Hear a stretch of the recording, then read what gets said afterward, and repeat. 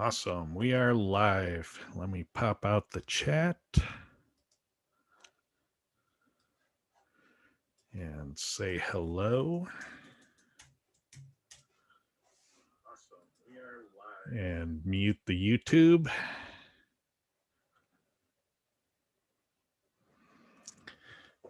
Cool. So, welcome everyone to another episode of SEO Fight Club. Let's see. All right. So thank you for joining us again. I haven't heard from Clint, and every once in a while he has a customer call that just takes priority. So I can't blame him for that. So hopefully he'll join us later. If not, you'll see him next week. And with that, how are you doing, Kyle? Doing great. Good morning. Awesome. How about you, Lee? You doing well? I am fine as frog's hair, as they say in the South. And of course, Lauren, how are you doing today? Doing well. Awesome. Let me share my screen and we will dive right in. Okay. Desktop 2.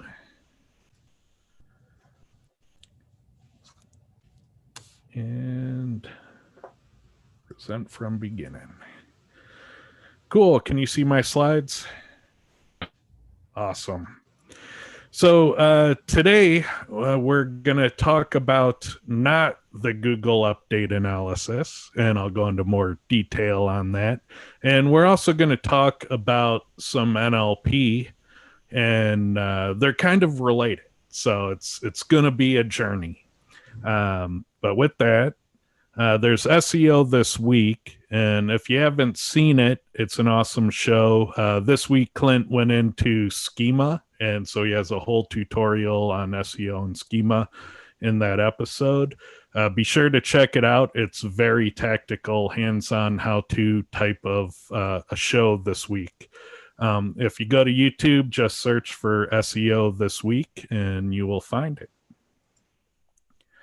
The other show is the SEO video show. It's brand new. They just hit a major milestone of over 1,000 subscribers. So be sure to check it out. It's an interview-based show, and the lineup of SEO, characters in our industry is amazing. I haven't seen a better interview show about SEO. Pretty much anyone you can think of who's anyone is on this show. So it's amazing. Check it out. So Lauren, what's new in IMG? Let's see. So we have the regular events as seen on the slide, but we also have a free gift coming soon for members. And I'm not allowed to say what it is yet, but let's just say it's more than 75 gigabytes. So there is a lot there, and we're really excited about what's coming next. 75 gigabytes. So Yeah. that must be what, a free Call of Duty DVD? Yeah. Or every video game ever. Yeah. Okay. All right. Released before 2000. So everyone should just get their hopes up about what this is, because it's going to be good. Kyle, can you give any leaks about what this surprise might be? No. What I will say, though, is that it's a lot of content that people like. Nice. Okay, well, I'm down with that. So if you're in IMG, extra values coming soon. So hang on. And the AMA with Kyle, is that any good? Have you heard good things about it? Terrible. It's a complete waste of time. Yeah, no, jump on. Something that I hope people know is that if they have questions but can't be on live because of time zone or life or whatever, they can post those questions in IMG, and I'll answer them too. So like if there's a burning question, you just kind of want a longer answer, you want to kind of see what that's all about, go ahead and post them, and we'll get to those as well. Oh, yeah. One other thing that I'll plug, Ted, is that today new videos going into my course on, because I'm going through implementation. So it's a white hat course on strategy and creating a pretty much a complete white hat campaign. But I'm also implementing these things, and so today we'll have, or at least my today, your tomorrow, you'll have the up to the most current implementation. So what's going on and the highs and the lows, the good things and the mistakes I made, and where we're at currently. So that's really cool. So your course has a component that's instructional. Here's the theory. Here's what you need to know. But then you have an over-the-shoulder component too.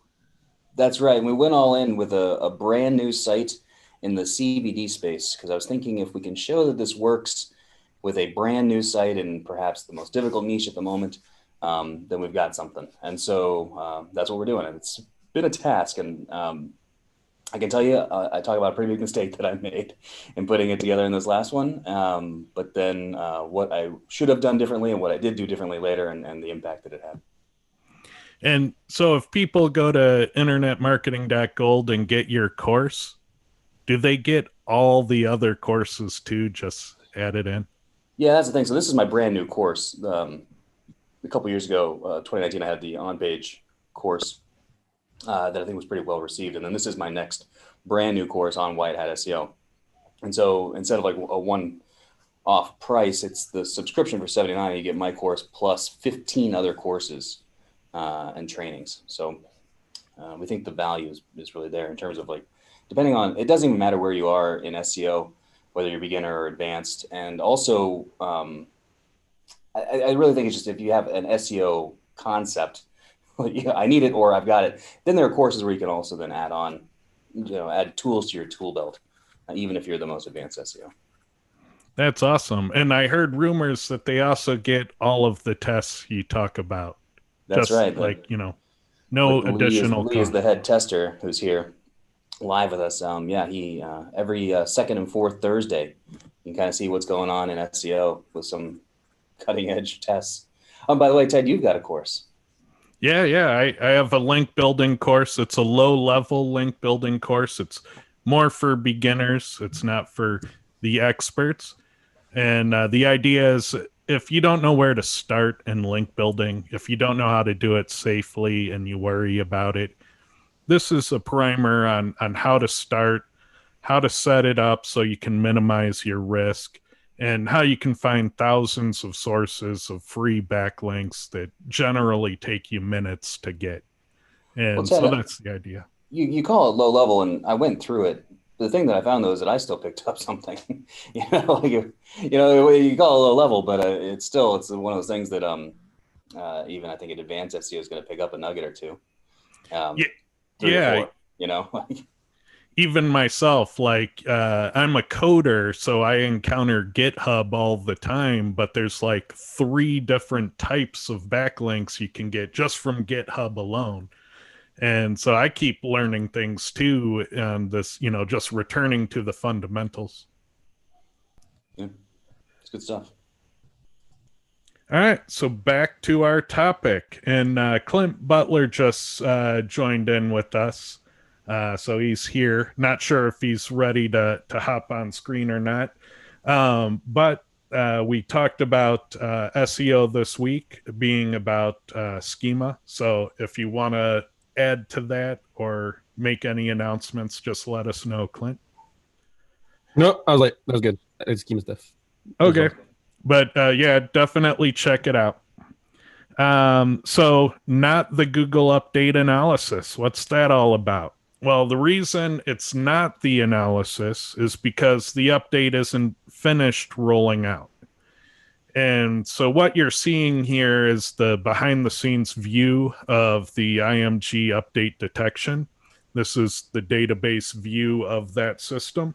And yes, we have it back online. We are able to detect Google algorithm updates again. So this is the data. We're looking at Ranger, Advanced Web Ranking, Cognitive SEO, SERPworks, Bright Local, and then IMG. All of these SEO weather metrics are based on looking at volatility in rankings, and they measure that volatility. We normalize all their scores to be values between 0 and 100 so that we can kind of graph them together. And generally, what we try to do is with our own score, we try to be predictive. We don't look at ranking volatility. We kind of look for Google's DevOps, so the signals that they broadcast when they're propagating lots of change. And we feel we've picked up on those signals very well. So our system tends to be predictive. So we see propagation happening, and then a few days later, the rest of these sites slowly turn upwards and we start to see ranking volatility follow suit. What we like to say is a sharp turn to the wheel slowly turns the boat. So with this, things after the update, we're just kind of, chugging along here. So some moderate propagation activity. Then 3 days ago, we got a 55. What does that mean? Well, the January core update from the beginning of this year was a 47. It peaked out at 47. This is an aftershock to the current update, and it scored a 55. So that puts the scale into perspective on that aftershock. And just yesterday, we had a 38. The reason I don't say today is because these scores always represent the high water mark of the day before. Today's scores are a moving target. We don't know the high water mark yet. So given that we had a 55 and a 38 in the past 3 days, this update is still rolling out. So I am not confident to say that things aren't going to shake up yet again. Ted, I think Search Engine Journal reported that it's over. Yeah, not by what I see. So, I'm expecting all the traffic to swing upward again in a few days. All the volatility, sorry. So I'm not ready to call the dates. And that's the whole thing about doing this analysis is you really have to be certain that you have a good before the update snapshot and a good after the update snapshot so that you can compare them. And that way you're capturing the difference in the new algorithm with what's in between. And we don't have that end date yet. So I did a big analysis anyway, where I said that yesterday or the day before that was the end date. And obviously it's not. So my analysis, you have to take it with a big grain of salt because I did an update analysis while it's still going on. But what I saw was that for a single high CPC term, and the term I looked at was DUI lawyer Los Angeles. The reason I look at that term is the SEO competition is fierce. That keyword generally is going for $50 a click, as high as $150 a click. People want that free traffic badly. So that one I like to look at because it really tells us how that aggressive SEO is changing. And what we saw there was the entities looks like a power play right now based on that keyword. Schema, especially the Q&A schema, looked like it was moving up the ranks rapidly and by big jumps. Open graph data, Twitter cards, and longer form content. What we also saw in that was that exact match looks less powerful, but that's not to say it's bad. It's still beneficial. It just isn't the power play it once was. So whereas a lot of the exact match and the key zones of the page were topping the charts before, they're now coming in around number 50 in the top 100 factors. Significant drop, but that doesn't mean you detune them. And if you look at what's kind of hitting hard, you can leave your exact match alone and just focus in these other areas if you've been neglecting them. Now, when we look at the shared Cora data, so with Cora SEO software, we have hundreds of users and they do thousands of reports every month, most of which are shared, and we anonymize that data and we report on it to our Cora community. So we get thousands of terms over a 2-week window, and we look at how the factors change across all those keywords. And what we generally find is relevancy, so the keyword matches, factor diversity, how many factors do you use in your pages, entities again, the Google result hot zones, which are like the title, meta description, URL. Those things are the hot zones, headings. And then, of course, backlinks, which we know that's Google's patent is PageRank, so obviously backlinks still matter, and longer form content. We have some overlap on some of these, and wherever they overlap between the high CPC example and the broad across thousands of keywords example, those I'm really interested in. But the key thing to keep in mind is this could all change tomorrow. I don't think the update is done yet, at least in terms of seeing the fallout and, you know, where the chips fall. Any questions on that?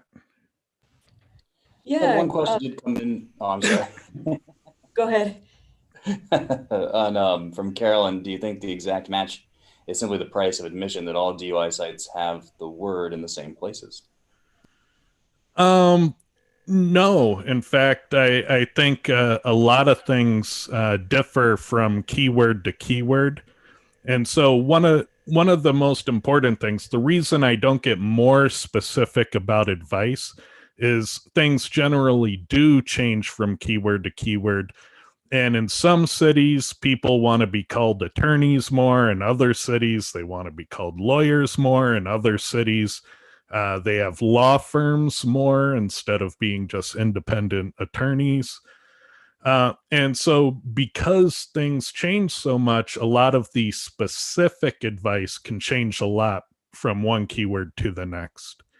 And so one of the other reasons why I'd like to look at both a high CPC example with a microscope and then the broad shared Cora data across thousands of keywords is when they agree, I feel better about giving the advice.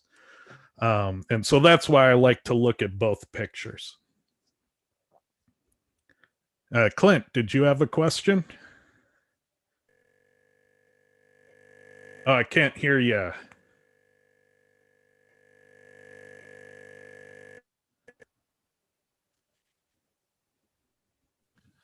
How about now? Yep, gotcha. All right. So I just want to make sure for everyone to clarify that when you say exact match, you're not telling everyone that the world has ended on exact match domains. You're saying you don't have to use the exact keyword you're targeting in the content over as much as before. That's exactly correct. And I'd even go further as to say you should change absolutely nothing about your exact match usage if you have it on page right now. It's not that it's hurting you. It's just that it's not the most powerful thing according to the data. It's still in the top 100 best things you can do. And so you probably do not want to detune it. That would probably be a terrible mistake. Just because it isn't the number one chart topper doesn't mean that you cut it off the page. Ted, when you talk about the date, you know, like there's a core update, would it be fair to say that the core update typically is a date range? Because, you know, historically what we've seen is, you know, you'll have an update, you'll have a rollback, and then it'll re-roll out it, you know, again, and this takes, you know, some period of time. Did you see that historically with your weather system? Yeah, the general pattern for major Google updates is you'll see the propagation events like building up over a period of time. So we'll see this activity and we're going, oh boy, something's stirring at Google. And we might even see that for weeks. And it tends to crescendo. And then all of a sudden, Google makes an announcement. They pull some sort of chaos switch. All hell breaks loose. And then there's a system of like aftershocks, and those aftershocks might be corrections or rollbacks or tweaks or something that's going on after they pull the big lever. And so that's generally how it works. And most SEOs make the mistake of, when Google announces it's all done, or they just assume that, 3 days after the announcement, it must be done. They go in and they start editing their pages to react to how things have changed at that point. And usually that's a big mistake. Usually you cause more harm than good by reacting too soon. And really what you need to do is wait even longer.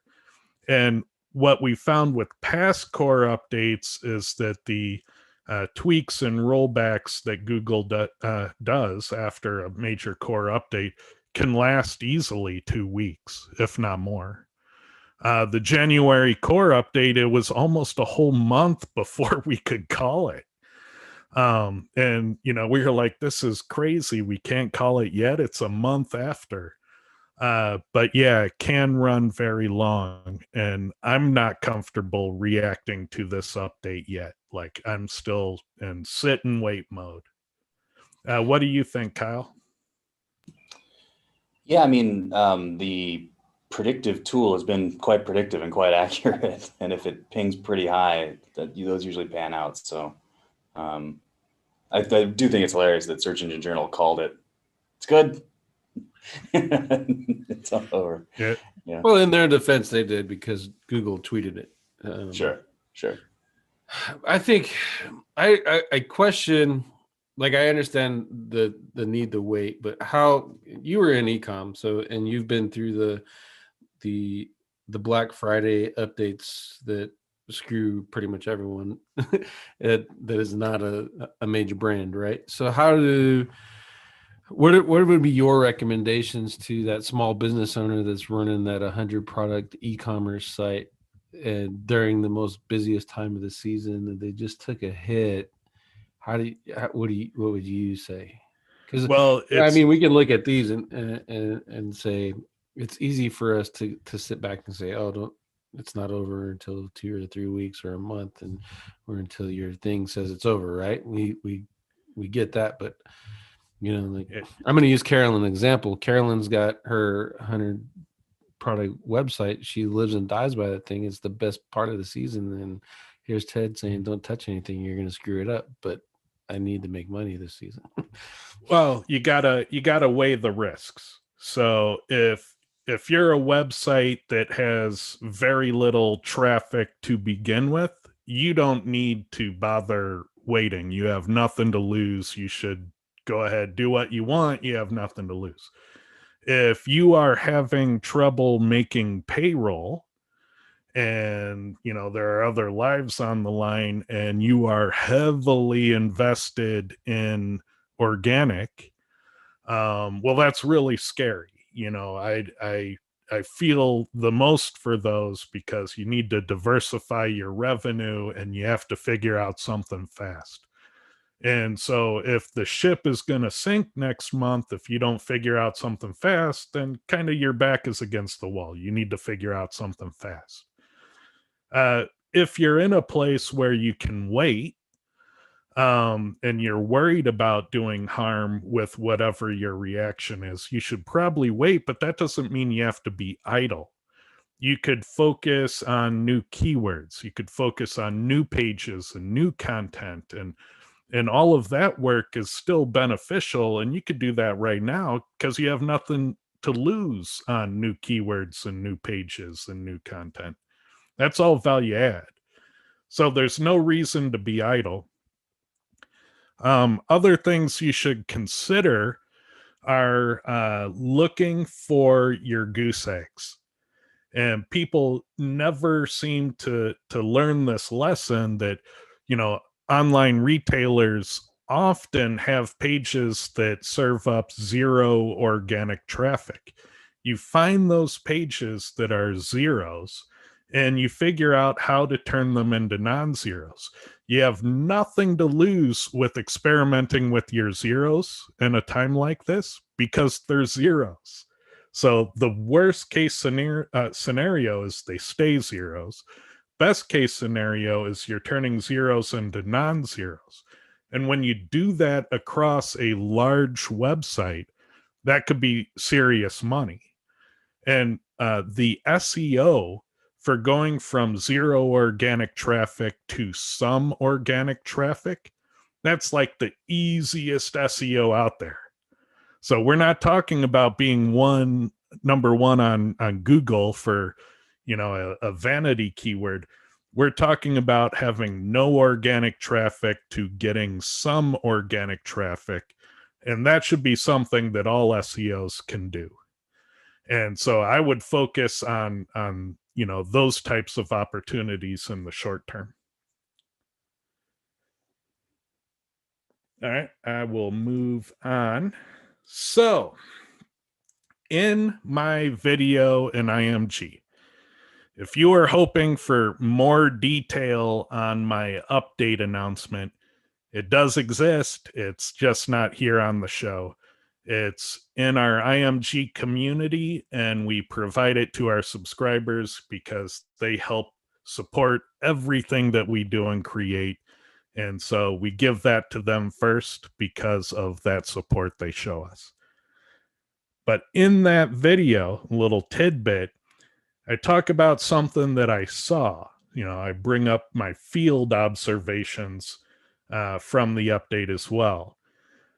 And one of them is started noticing with a lot more frequency. So here we have, you know, DUI showing up as a variation, but over here, DUI is not a variation. And over here, DUI is not a variation. And over here, it's not a variation. And again, the keyword was DUI lawyer, Los Angeles. So why is DUI sometimes a variation and sometimes not? And that was a bit disconcerting to me because if that plays out on page, then variations sometimes help you and sometimes don't, you know? And so I want to look at that. You know, is there something that Google's doing? And the concept that I kept coming back to is it looks like there's NLP at play. And so when I look at this one, the lawyer is top rated in DUI. So DUI is describing the lawyer. And again, the keyword was DUI lawyer Los Angeles. And when I look at DUI here, it's not about the lawyer, it's about your DUI. So this isn't about the lawyer, this is about you. And when I look over here, this is a free DUI case analysis. It's not describing the lawyer, it's describing the case analysis. And over here, you know, I'm not sure what was happening there, but, you know, it felt like there's some natural language processing at play here. Now, the thing is, the hardest signal you will ever have to measure is no signal at all. That's the one that gets me every time. So, you know, trying to figure this out is like, you know, trying to prove that, you know, there are aliens talking to Lee and I have to listen to white noise and try to figure out what the alien message is. You know, maybe that's happening, maybe that's not.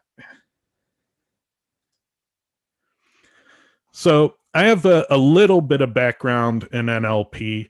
One of the tools I've used in the past is the Stanford parser. And, you know, it was kind of first to market for a lot of these capabilities.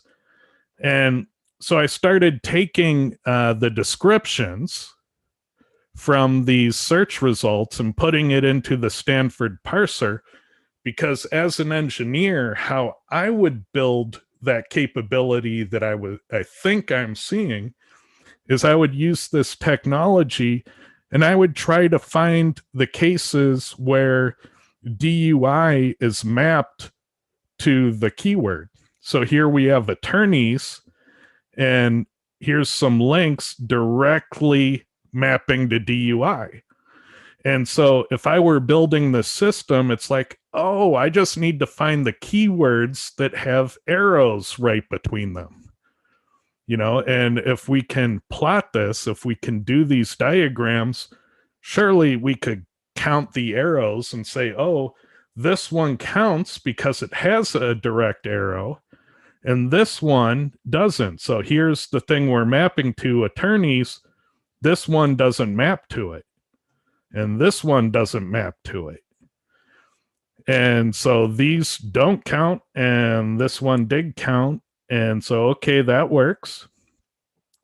Here's firm. So in some cases, it's not a lawyer, it's a law firm. But here's an arrow mapping to DUI. So DUI is mapped to firm. This one's a bit more complex because it's a firm specializing in DUI. But, assuming Google's really smart, they could figure out that mapping too. So I'd say, yeah, that counts, and counted. So, okay, so far so good. But then I get to this one where here's attorney and there's an arrow to DUI, but it didn't count. It should have count, but it didn't. And so now I'm like, crap, that kind of put my theory, wrecked my theory. So I was thinking, well, maybe it's the implementation. Maybe what I'm still showing here is maybe NLP, but not the Stanford parser.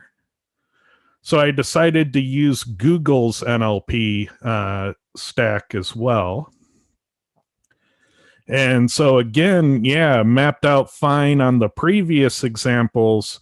But on this example, oh, no, still one arrow mapping directly to it. It should have counted, but it didn't. So now it kind of feels like Google isn't using the Stanford parser, and they're not even using their own. But, it's still a maybe NLP, maybe not. But perhaps Google is using a proprietary NLP system to do this, in which case I'll never be able to solve this problem from an engineering standpoint. I can't reverse engineer the tech. I just don't have the resources. Maybe there's another way we could solve this. So the question becomes, how can we solve it without trying to reinvent what they've built? And the only solution I could think of is testing, SEO testing. So is there a way we could test this out instead of trying to reverse engineer? And it turns out that testing for NLP is a whole lot easier than building NLP. So the initial route I took on this was probably the worst route I could have picked. The idea here is that if we maintain the same keyword densities, the variation densities, we're mindful of those things, and then all we have to do is create content where one set of content has all the arrows mapped in the sentences, but the other set of content breaks all the arrows but uses the same keywords. So in our test cases, where we want to show that NLP is in play, we're saying things like, lawyers that are purple are often found in Antarctica. We're having purple in Antarctica mapping back to lawyers. In Antarctica, we often find purple lawyers. Again, different text, but we're getting those arrows that I was pointing out in the diagram still pointing at lawyers. Lawyers in Antarctica are purple. So different content, but all reinforcing those arrow mappings that would be used in NLP. Then in the control cases, we still want to use those same keywords, have the same keyword match counts, but we want to break the arrows. Penguins are in Antarctica, unlike purple grapes and bad lawyers. So now Antarctica and purple don't map to lawyers. In Antarctica, we find penguins and not purple grapes and furry lawyers. Again, we're getting the keywords in there, but we're breaking those errors in the NLP diagrams. And so by doing this, we could set up controlled tests where if NLP is in play, we should see the test cases rise above the control cases when we do a search for purple lawyers in Antarctica. And so that's kind of the framework that I want to start exploring to see if Google is using AI and NLP concepts, because we don't have to build AI and NLP to test it. We just have to give the bear different kinds of food and see which food the bear likes better. Any thoughts on this approach? Because there's another way to test it too. And the other way is that you would take an existing page, like if you had one of those existing lawyers, you could change your meta description to see how Google handles the variation markup. So you could change your text to see under what cases will DUI become highlighted, become unhighlighted. Does it affect your ranking upwards or downwards? So you could actually do field testing trying to manipulate the NLP if the NLP is being used. So there are two routes that we could test NLP in Google without having to build NLP systems. Now, everybody's hoping I've run this test, and I haven't. So there's the pull away. But the fact that we could test AI, we could test NLP without actually doing the hard, complicated, AI work is pretty cool. It's a new way to do SEO testing. And so many people out there are often saying, Google's using amazing NLP on your content, and, paint by numbers SEO can't possibly work because of the Google AI. Well, my response to that is, have you tested it?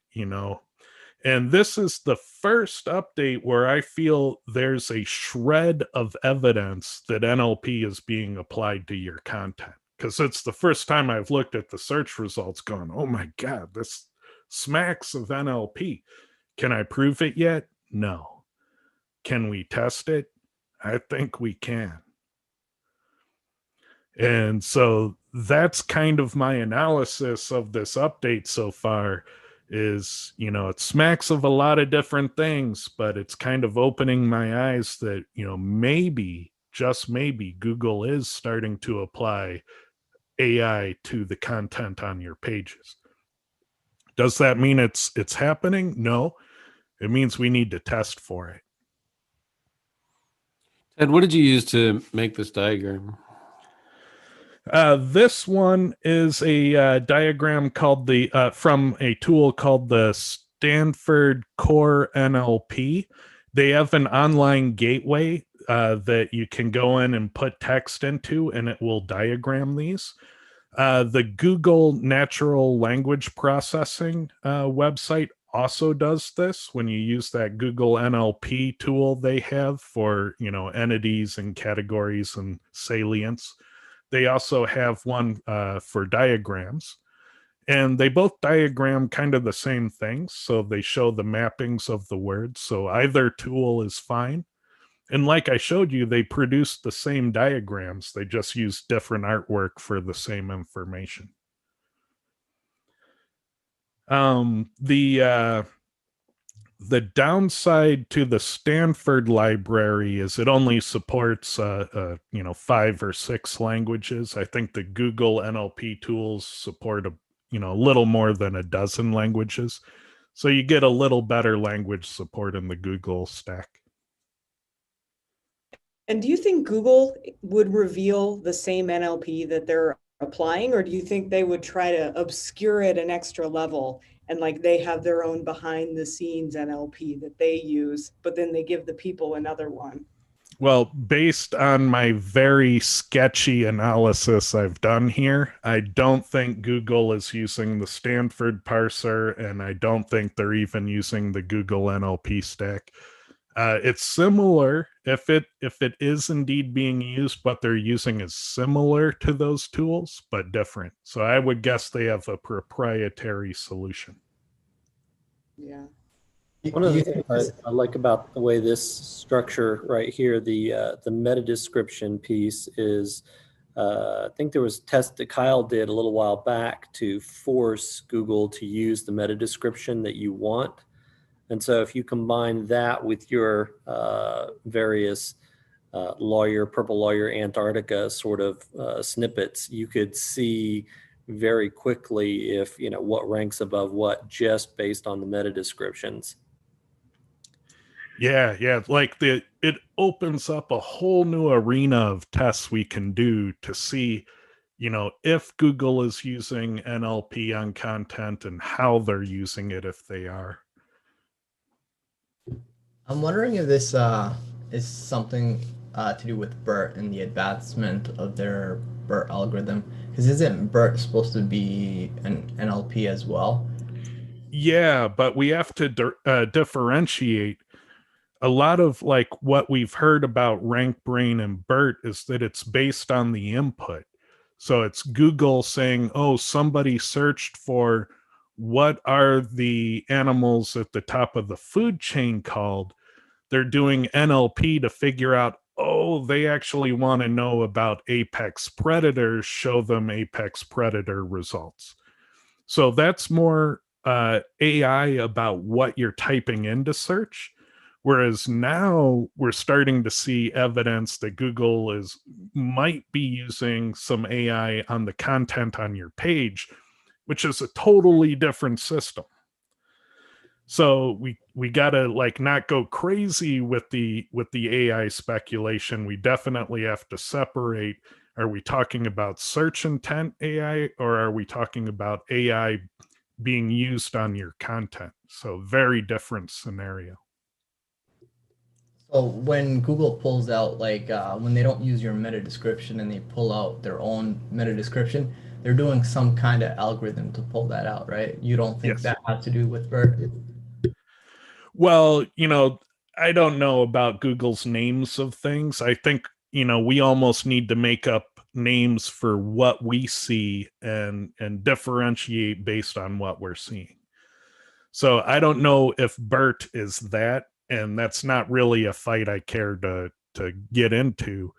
But what I do care about is, yes, I do think there's an algorithm for that. And yes, I do think it's possible that there's NLP at play in that. Now, is that the same NLP that governs the rankings? I don't know. And that's why we need to test.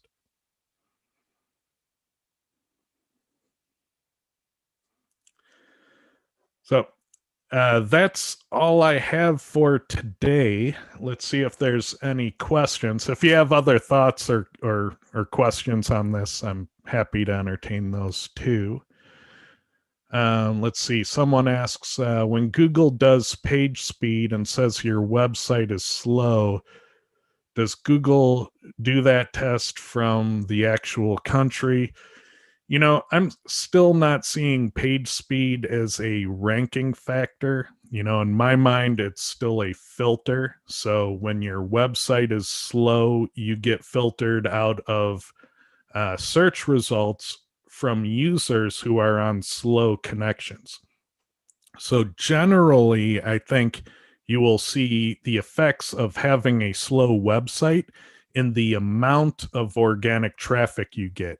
And when you make your pages faster, you generally see a lift in the amount of organic traffic, but you probably won't see much movement in terms of where your rank position was. So I would imagine that when you make those pages faster, you'll get better conversions, you'll see more traffic, you won't see rank changes. Oh, can't hear you, Clint.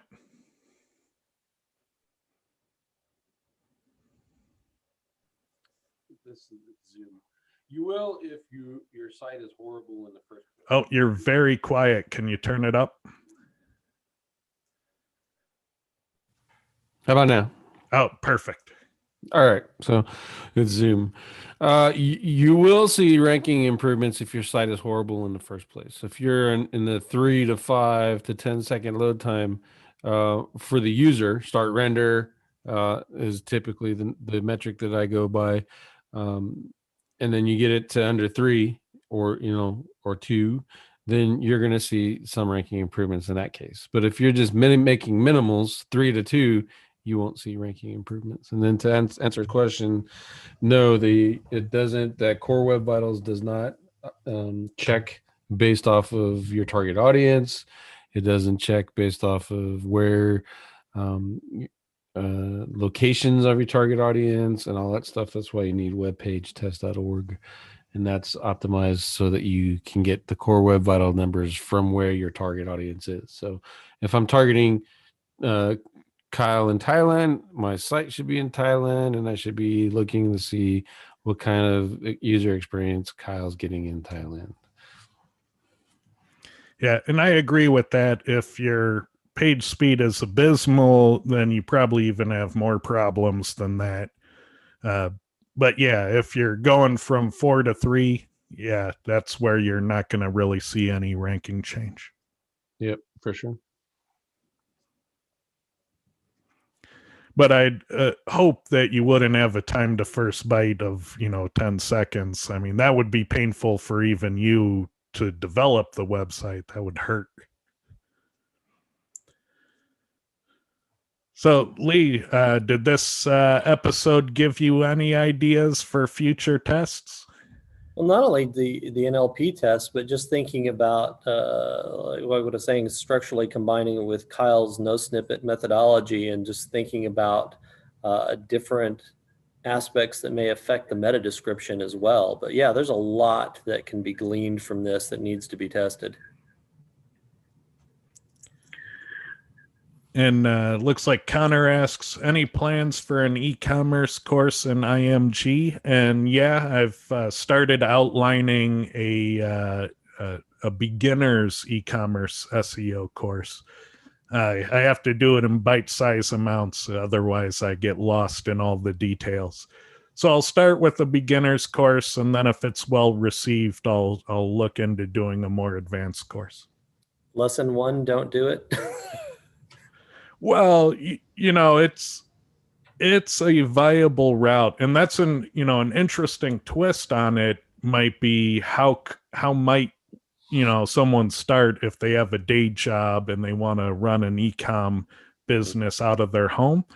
I do have experience in that, and it's an awesome moonlighting gig. Like, I really enjoyed boxing up orders when I'd get home from work, and then I'd stop by the post office on my way into work and drop off the packages. And it's a good way to supplement my income, and I learned a lot doing it.